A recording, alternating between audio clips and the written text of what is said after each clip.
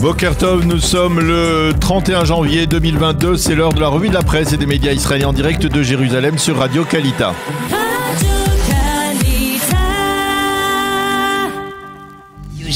La revue de la presse israélienne en direct de nos studios de Jérusalem.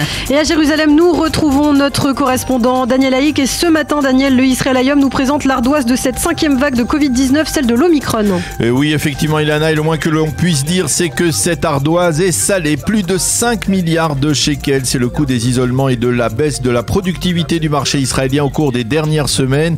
Certes, il n'y a pas eu de confinement, mais le marché a fonctionné au ralenti et cela coûte cher à l'État d'Israël et aux Israéliens. Le Israël Hayom estime que le manque à gagner à 2 milliards 500 millions de shekels. À cela, il faut rajouter le coût des journées d'isolement et de quarantaine, environ 200 millions de shekels, et le coût des tests PCR et autres tests, 2 milliards de shekels au total. Mais au ministère des Finances, on est tout de même optimiste et l'on promet que les données du mois de janvier qui se terminent aujourd'hui feront état d'une nette croissance économique.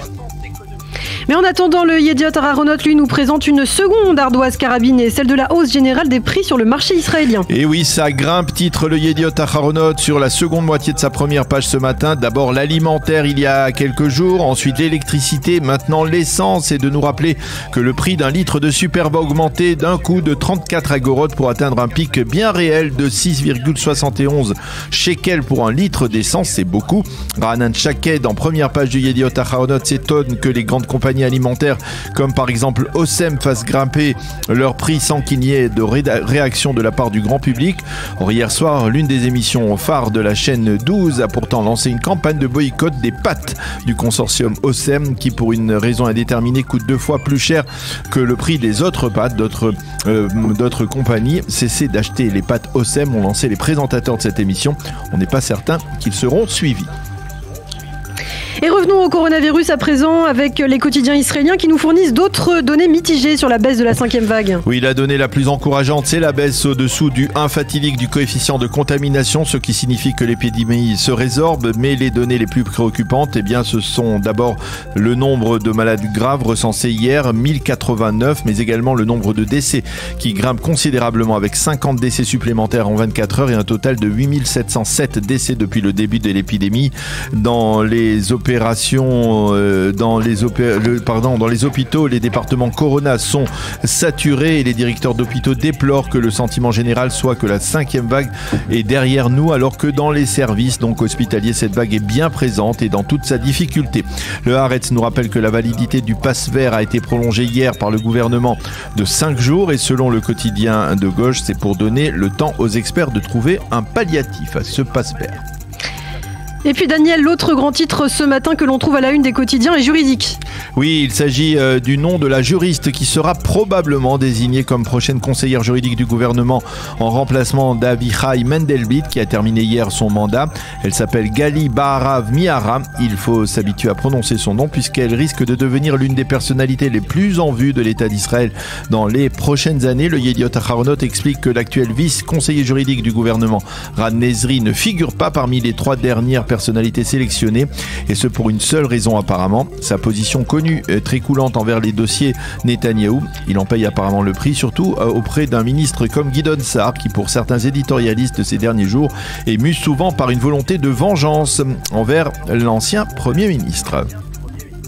Diplomatie maintenant, on parlait dans le journal de la visite historique du président de l'État Yitzhak Herzog aux Émirats, mais contrairement à ce que l'on pourrait croire, Daniel, elle ne fait pas la une des quotidiens. Et oui, Lana, le Yediot Aharonot n'en parle qu'en page 14, le Israël Hayom le mentionne en première page dans un minuscule encadré avant d'en parler en page 11, c'est peut-être la preuve que le public israélien se lasse quelque peu de ces visites historiques à répétition dans les Émirats, celle de Yair Lapid d'abord, puis celle de Naftali Bennett il y a quelques semaines, et enfin actuellement donc celle du président de l'État Yitzhak Herzog. Hier, le président a été reçu par le prince héritier Mohammed Ahmed Zayed. Il a déclaré « Nous sommes tous deux nations développées qui sont parties de très peu et qui ont fait de leur pays un jardin d'Éden fructueux ». À noter que le site du Maariv a révélé vers 2h du matin que durant la visite du président, les forces émiraties ont intercepté une attaque des Houthis, un missile balistique qui aurait été tiré à partir du Yémen vers la capitale des Émirats alors que le président israélien s'y trouvait.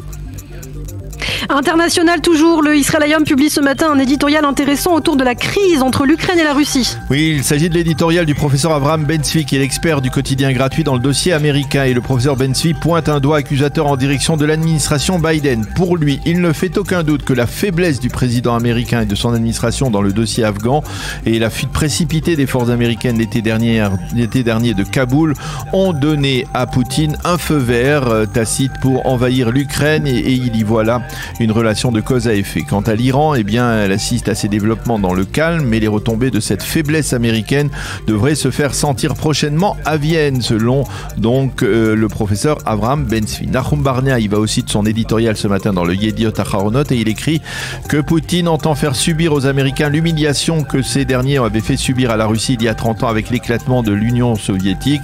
Enfin, dans ce dossier, le Yediot Aharonot nous livre 2 pages de reportage avec les volontaires ukrainiens qui sont prêts à combattre pour protéger leur pays. Et puis enfin, nous terminons, Daniel, cette revue de la presse en mentionnant l'anniversaire d'un grand journal de femmes israéliennes. Et oui, il s'agit du plus célèbre mensuel féminin israélien, l'Aïcha pour la femme, qui fête ce mois-ci son 75e anniversaire et qui, pour l'occasion, ouvre ses archives à tous ses lecteurs. 75 ans d'archives de Paula Ben-Gurion, l'épouse du premier ministre de l'État d'Israël, à Galit Goldman. Des milliers de unes de l'Aïcha sont désormais à la disposition du grand public et c'est le président Herzog et son épouse Michal qui ont ensemble rédigé l'éditorial de cet anniversaire. Le secret du succès de l'Aïcha a toujours été sa capacité à décrypter l'essence même de l'israélisme, écrit le couple présidentiel. Mazal Tov donc à l'Aïcha.